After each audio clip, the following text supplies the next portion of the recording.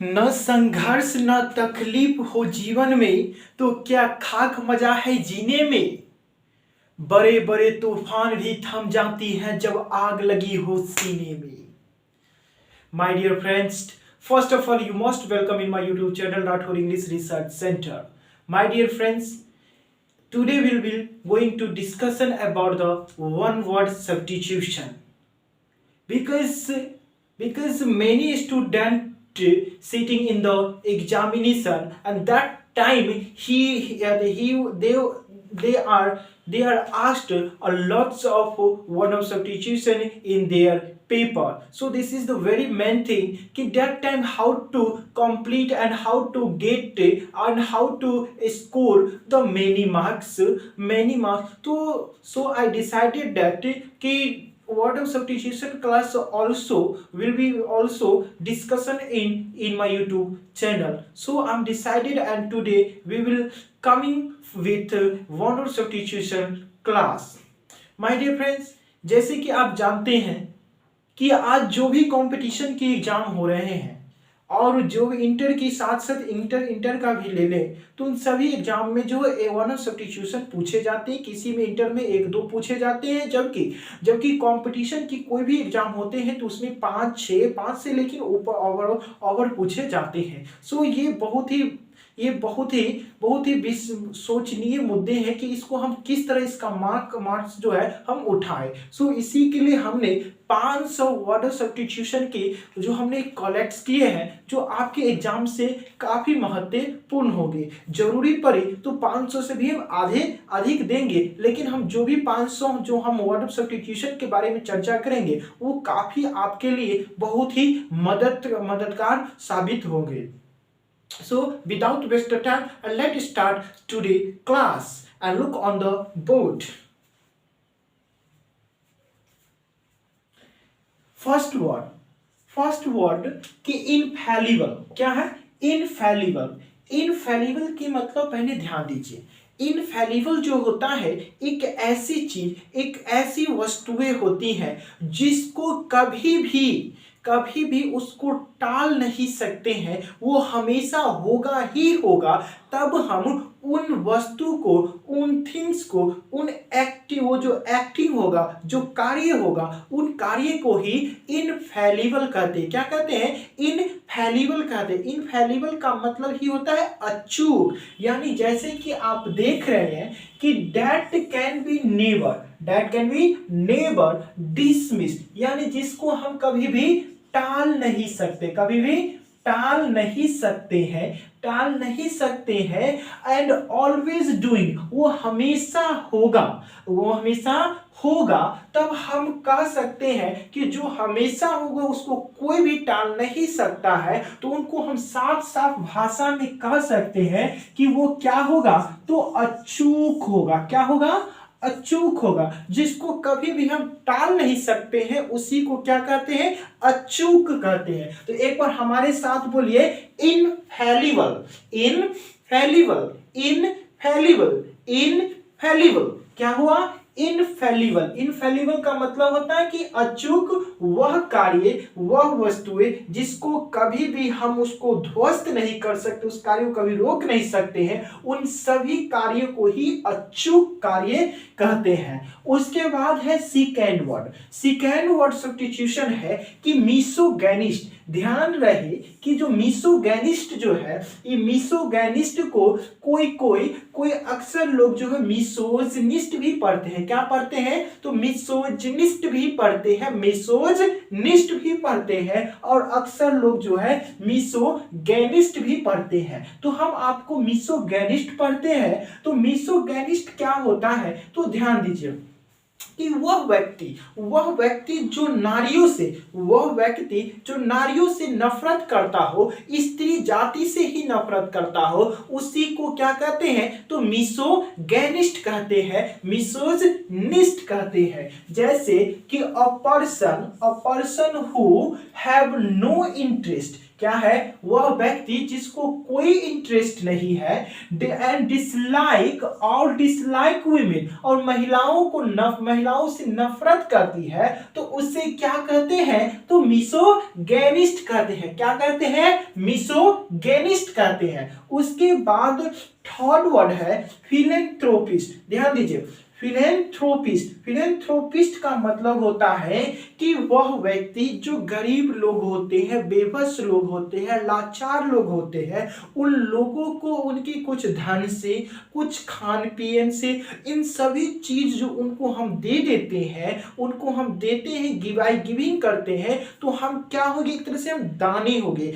कि हम ही सभी को जो दानी होते हैं, उन दानी लोगों को ही फिलेंथ्रोपिस्ट कहा जाता है। ये फिलेंथ्रोपिस्ट कहा जाता है। जैसे आप देखें कि a person who help the poor और हेल्पलेस पीपल, यानी वह व्यक्ति जो मदद करता है गरीबों को और लाचार लोगों को बाय गिविंग मनी, पैसे से, कुछ पैसों से उनकी मदद करता है, तो उसे क्या कहते हैं, तो फिलेंथ्रोपिस्ट कहा जाता है। क्या कहा जाता है, फिलेंथ्रोपिस्ट। आप एक बात ध्यान रखें कि फिलेंथ्रोपिस्ट को ही बेनेवोलेंट भी कहा जाता है, BNEVOLENT, बेनेवोलेंट के नाम से भी जाना जाता है। और एक वर्ड और होता है चैरिटेबल, इसको कैरिटेबल भी पढ़ते हैं और चैरिटेबल भी पढ़ते हैं।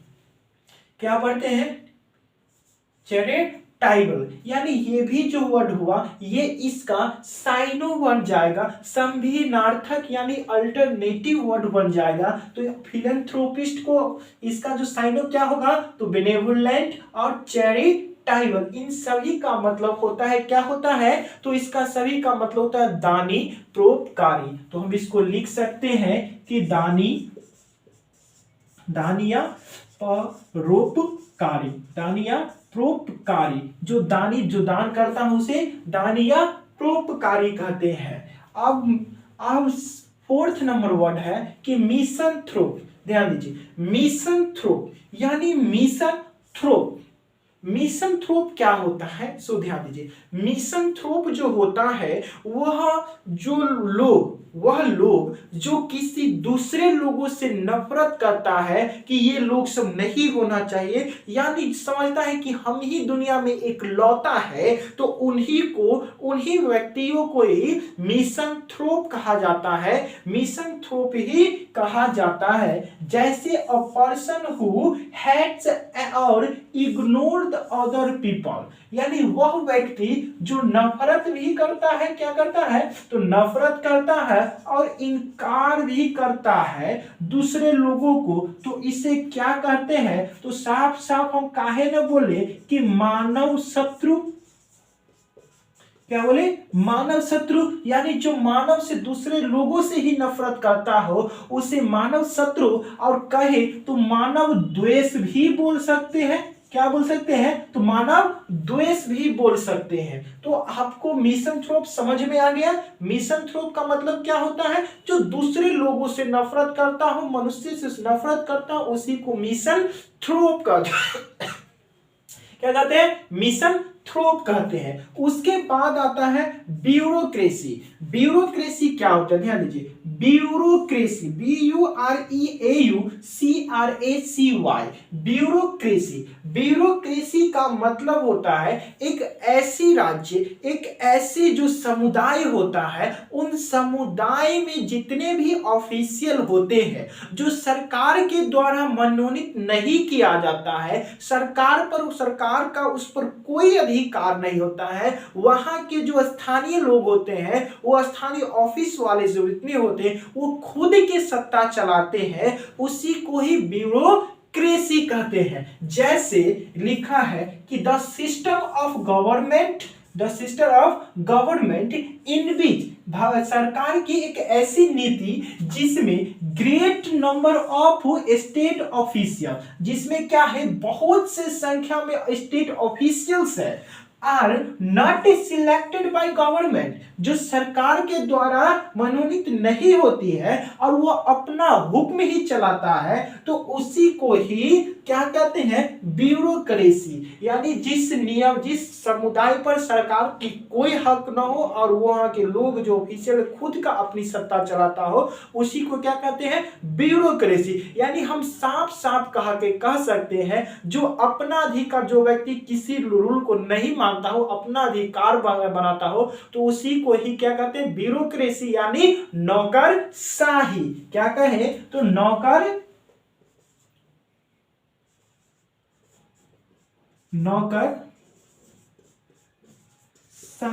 क्या बोले, नौकरशाही। यानी कि नौकरशाही मतलब ब्यूरोक्रेसी, ब्यूरोक्रेसी नौकरशाही, ब्यूरोक्रेसी नौकरशाही, ब्यूरोक्रेसी नौकरशाही। चलिए अब अगला वर्ड देखते हैं। अगला वर्ड है कि केनाइबल।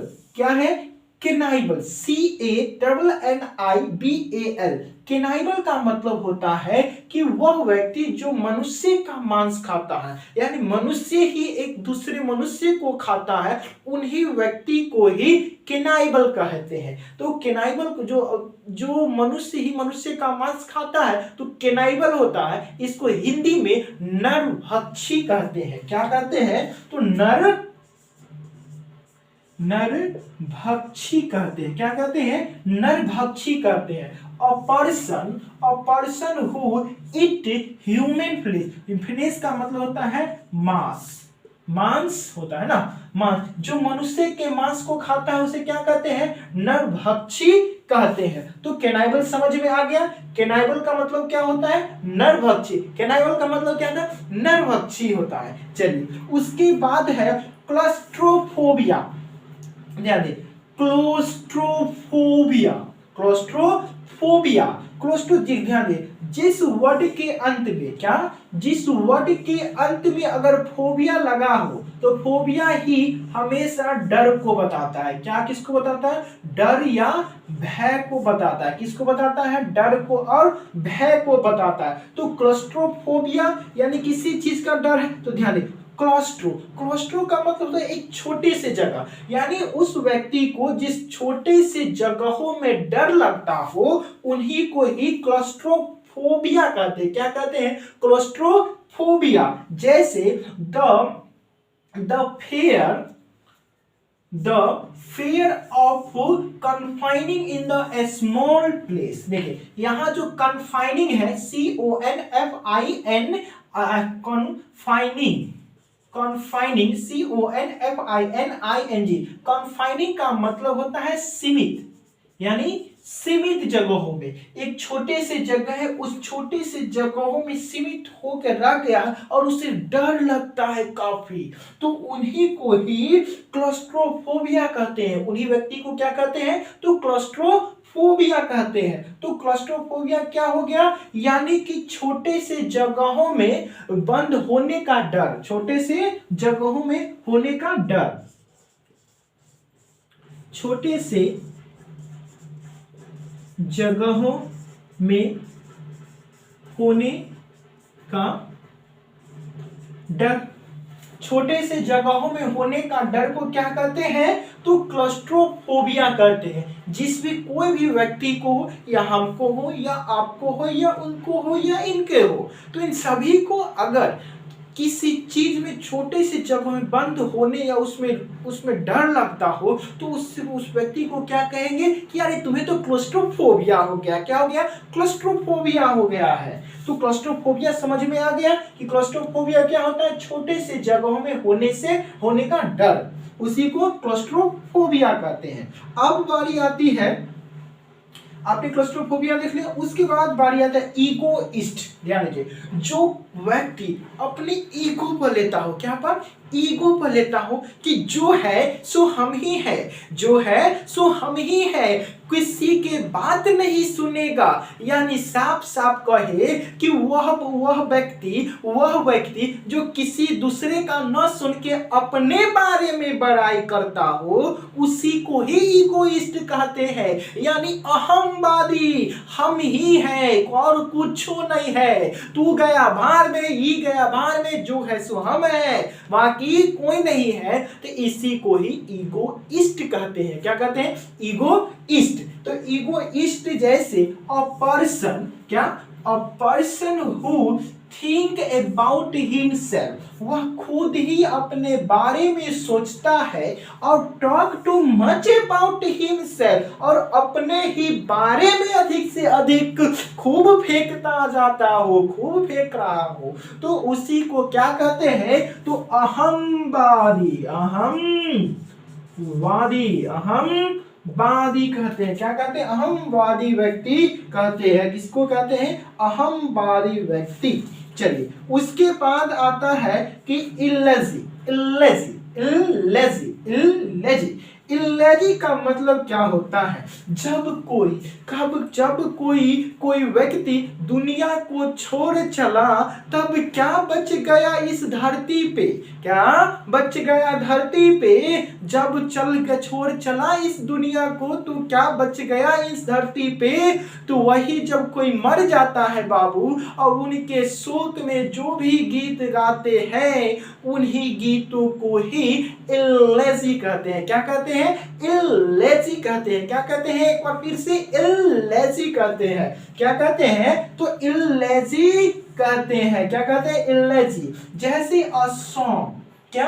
अ सॉन्ग विच इज सैंग, वह गीते जो गाया जाता है on the death of somebody else, जब कोई दूसरा व्यक्ति मर जाता है, तब उनके जो मातम होती है, उस मातम पर जो भी गीत गाए जाते हैं, उसी को इलेजी कहते हैं। क्या कहते हैं? इलेजी कहते हैं। क्या कहते हैं? इलेजी। यानी कहे कि शौक गीत, यानी शौक गीत होता है। क्या होता है? शौक गीत। और इस एलेजी का एक साइनो होता है। क्या होता है? तो डाइज होता है। क्या होता है? डाइज होता है। डाइज का मतलब ही होता है शौक गीत होता है। तो आपको समझ में आ गया होगा कि एलेजी क्या है। चलिए, उसके बाद आता है कि एपिलॉग। क्या है? एपिलॉग। एपिलॉग क्या होता है? एक बार ध्यान दीजिए कि जब हम कोई भी कथा, महाभारत, कुछ भी देखते हैं, कोई किताब देखते हैं, या कोई पोयम पढ़ते हैं, या कोई ड्रामा पढ़ते हैं, और उनको हम सारे तथ्यों को समझ के जब समझ जाते हैं, तो हमें एक पॉइंट मिलता है कि यह इस ड्रामा के माध्यम से यही कहा है, उसी को एपिलॉग कहते हैं। क्या कहते हैं? एपिलॉग कहते हैं। यानी हम साफ साफ काहे न कहे कि एपिलॉग का जो मतलब होता है, एपिलॉग का जो मतलब होता है, वह होता है कंक्लूजन, मतलब सारांश होता है। क्या होता है? तो सारांश होता है। जैसे आप देखें कि a speech of the end of any play, movie, a story, यानी किसी भी कोई भी सिनेमा हो, नाटक हो, कहानी हो, और उसके अंत में जो भाषण दिए जाते हैं, वो एक्सप्रेस द कंक्लूजन, वह कंक्लूजन को बताता है। किसको बताता है? कंक्लूजन। यानी हम कहे कि क्या बताता है? तो सारांश बताता है। क्या बताता है? तो सारांश बताता है, कंक्लूजन बताता है,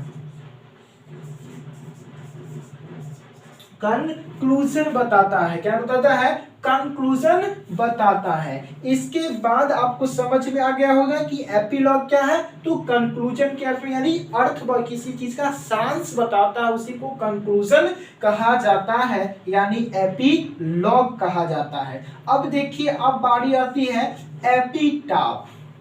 एपिटाफ, अगर ट्वेल्थ के स्टूडेंट होंगे तो आप एन एपिटाफ चैप्टर भी पढ़े होंगे। एन एपिटाफ में जो उनकी प्रेमिका मर जाती है, और प्रेमिका के वो जो स्तंभ होते हैं, उस पे जाके वो बैठ के बहुत रोते हैं, और उनके बारे में बहुत ही व्याख्यान करती हैं कि तुम इस तरह हो, ऐसी थी, मेरी दिल की एक टुकड़ा थी जो तुमके चाहने के पास, ये दिल बहुत ही सुना से हो गए हैं, हैं। तो इस तरह की भावना देती है एन एपिटाफ में। एन एपिटाफ जो होता है, एक कोई व्यक्ति जब मर जाता है, उनके कब्र होते हैं और कब्र पर जो कुछ भी लिखते हैं उसी को एन एपिटाफ कहते हैं। क्या कहते हैं? एपिटाफ कहते हैं। यानी एपिटाफ का मतलब क्या बोले कि समाधि लेख बोलते हैं। क्या बोलते हैं? तो समाधि लेख कहते हैं। जैसे कि N inscription on the Tom stone, यानी टॉम स्टोन का मतलब होता है, टॉम स्टोन का मतलब होता है कि वो जो कब्र होता है उसी कब्र को क्या कहते हैं? तो कब्र को ही टॉम स्टोन कहा जाता है। और इंस्क्रिप्शन का मतलब होता है हस्तलेख, जो हाथों से उस पर लिखा गया हो उसी को कब्र यानी हस्त, उसी को क्या कहते हैं? एन समाधि लेख कहते हैं। क्या कहते हैं? तो समाधि लेख कहते हैं। क्या कहते हैं? समाधि लेख कहते हैं। उसके बाद आता है फेस्टिडियस। क्या आता है? फेस्टिडियस। ध्यान दीजिए, फेस्टिडियस जो होता है, फेस्टिडियस जो होता है वह उस व्यक्ति को कहा जाता है, जो छोटे छोटे से बातों पे अक्सर नाराज हो जाया करते हैं और करती भी है, और उसको मनाने जाओ तो इस तरह वो क्या करती है कि वो नखरे दिखाती है, जल्द मानती नहीं है। तो उन सभी को ही फेस्टिडियस कहा जाता है। क्या कहा जाता है? कि फेस्टिडियस कहा जाता है। One who person can not be cajoled easily, that is called the fastidious. क्या कहा जाता है? फेस्टिडियस। यहाँ जैसे लिखा है, कहा गया कि a person who cannot cancelled easily, उस व्यक्ति को जो आसानी से उसे मनाया न जा सके उसी को ही फेस्टिडियस कहा जाता है। यानी साफ साफ कहे न कहे कि तनुक मिजाज, जल्द नाराज हो जाने वाला व्यक्ति कहते हैं। क्या कहते हैं? जल्द नाराज होने वाले व्यक्ति। उसके बाद आती है इनविटेबल। क्या बोलते हैं? एनिविटेबल क्या होता है? एक बार ध्यान दीजिए कि अ सिचुएशन और condition, that cannot be avoided, ऐसी परिस्थिति आ जाती है जिसको हम कभी भी इग्नोर करके नहीं चल सकते हैं। उन्हीं परिस्थितियों को या कोई ऐसा चीज आ जाए जिसको हम इग्नोर नहीं करते हैं, उसी को ही इनविटेबल कहा जाता है। क्या कहा जाता है? इनविटेबल मीन्स कि अनअवॉइडेबल, नेसेसरी, यही इसी के रूप में हम इसका इनविटेबल का यूज करते हैं। तो इनविटेबल का मतलब होता है कि that which can not be avoid, जिसको हम इग्नोर करके, इनकार करके नहीं चल सकते हैं, उसी को इनविटेबल कहते हैं। इनविटेबल से अगर आप लिखना चाहते हैं तो आप लिख लीजिए कि इनविटेबल का मतलब होता है कि अनअवॉइडेबल, जिसको टाल न सके उसी को ही इनविटेबल कहा जाता है। तो आपको इनविटेबल समझ में आ गया कि क्या होता है? That which can not be avoid, जिसको हम टाल न सके उसी को ही इनविटेबल कहते हैं। उसके बाद आता है कि ओलिगार्ची। देखिए लिखा क्या है? OLIGARCHY, ओलिगार्ची लिखा है, लेकिन ओलिगार्ची पढ़ना नहीं है, उसको पढ़ेंगे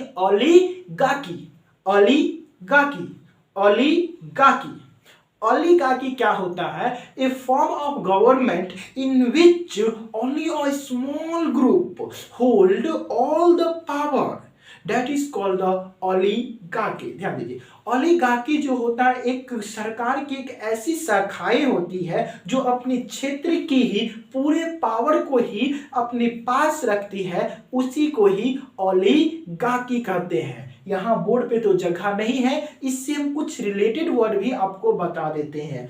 ओलिगार्की जो होता है एक छोटे से जो समुदाय होते हैं अपने पूरे स्टेट को ही पावर अपने पास रखते हैं, उसे ओलिगार्की कहते हैं। ओलिगार्की का मतलब होता है अल्प शासित राज्य, यानी छोटे से राज्य है और उसके पावर जो एक छोटी से समूह के पास है, तो उसे क्या कहते हैं, ओलिगार्की कहते हैं। उसी का भैबा है एरिस्टोक्रेसी। एरिस्टोक्रेसी में जो होता है इसमें कुछ नोबेल लोग आते हैं, यानी प्रसिद्ध जो विख्यात लोग होते हैं वो विख्यात लोग आके उन सारी सत्ता को संभालते हैं, तो उसी को एरिस्टोक्रेसी कहते हैं। उसी में एक और आता है ऑटोक्रेसी। ऑटोक्रेसी का मतलब होता है कि वह व्यक्ति, उसमें एक ही व्यक्ति होगा और पूरे सभा को, पूरे देश के पावर को संभाल के रखता होगा, उसी को ही ऑटोक्रेसी यानी एक तंत्रीय शासन प्रणाली। और उसी में एक और उसी का जस्ट अपोजिट है मोनार्की। उसमें एक ही व्यक्ति होते हैं और वो शासन चलाते हैं, उसी को ही मोनार्की कहते हैं। क्या कहते हैं, मोनार्की कहते हैं। और अपने इंडिया में डेमोक्रेसी,